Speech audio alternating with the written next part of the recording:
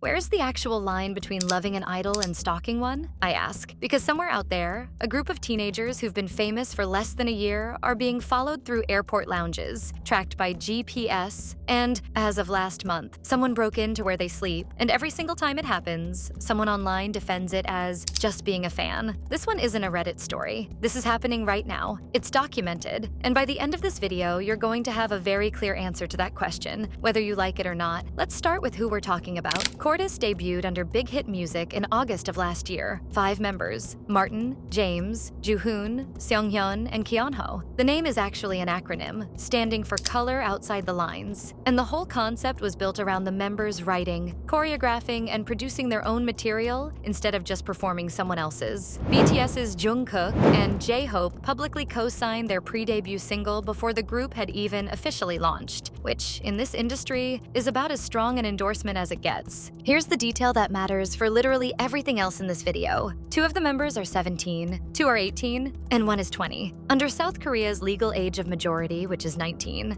that means 4 out of 5 members of this group are still legal minors in the country where they actually live and work. Even by the more common international standard of 18, 2 of them are minors right now and the rest only just aged out of that category. Either way you count it, this is not a group of seasoned adults. It's mostly teenagers, a little over a year into the most visible job on the planet. And that detail isn't incidental to this story, it's the whole reason this story exists in the first place. K-pop companies have debuted teenage idols for decades, betting that a young, still-forming public image sells better than a fully formed adult one. That's an industry decision, made well above these 5 people's heads. But it also means that when something goes wrong around a group like this, it's not happening to seasoned adults with a decade of media training. It's happening to kids who debuted, by any normal definition, 5 minutes ago. And almost from the moment they debuted, the group became a target, not in the normal, new group gets some overly excited fans way, in an escalating, increasingly organized way that got worse roughly every month. It started small, fans chasing the members through public spaces, showing up at places they hadn't publicly announced. Then it moved to airports and hotels, people loitering inside hotels the group was staying at, waiting for them in lobbies, showing up in places that were never made public. On flights, some individuals reportedly changed their own seats specifically to sit closer to members, in at least one case photographing a member while he was asleep. According to BigHit's own account, some of these individuals went further than just showing up. The agency says people posed as event staff to get closer to the members, hired local drivers, and rented cars specifically to tail the group's vehicles between schedules. And in at least one instance, someone accessed the parking area of the building where the members actually live. Not a venue, not a hotel, the building they go home to. Then it stopped being just people showing up in the right place at the wrong time and started looking like actual infrastructure. BigHit's own investigation found accounts on social media selling the group's flight information, not guessing it, not spotting them by luck, buying and selling real, confidential flight details to whoever wanted to track them. Which means somewhere in this fandom, there's a small economy built entirely around knowing where these teenagers are going to be. I keep sitting with that idea, honestly, that there's apparently a market for a miner's flight itinerary. I don't think most fans, even deeply obsessive ones, would call that love. I'm curious where you draw that line because clearly it's not where some of these people are drawing it. In June, during a promotional trip to Paris, the situation got physical in a different way. Staff discovered a GPS tracking device that had been physically attached to the vehicle transporting the group. Not an app, not a leaked schedule, an actual tracker planted on the car, presumably so someone could follow its exact location in real time. That's the point where BigHit stopped handling things quietly. On June 29th, the agency posted a formal statement on Weverse, their official fan platform, laying out the pattern in detail and announcing a zero-tolerance legal policy. No settlements, no leniency, criminal charges pursued against anyone crossing these lines. They specifically cited the group's minor members as the reason they were taking the hardest possible line. According to the agency, this wasn't a one-off reaction. They said they'd already filed a formal complaint back in May, specifically over the flight information sales, and that investigation was still active when the Paris incident happened a month later. On top of the criminal complaints, the agency put out a direct warning to its own fanbase. Anyone who verbally abused or physically assaulted the security and operational staff protecting the group or who spread false claims about the safety measures the company was taking would also face legal consequences, which tells you the hostility wasn't only aimed at the members. Staff trying to keep 5 teenagers safe were reportedly getting caught in the crossfire too. You'd think a public statement like that, naming GPS tracking and specifically invoking the members' ages, would be the end of it, or at least a serious deterrent. It wasn't. On July 23rd, at around 2 in the morning, 2 women were caught inside the group's dormitory. According to reports, the group's manager noticed damaged packages left outside the entrance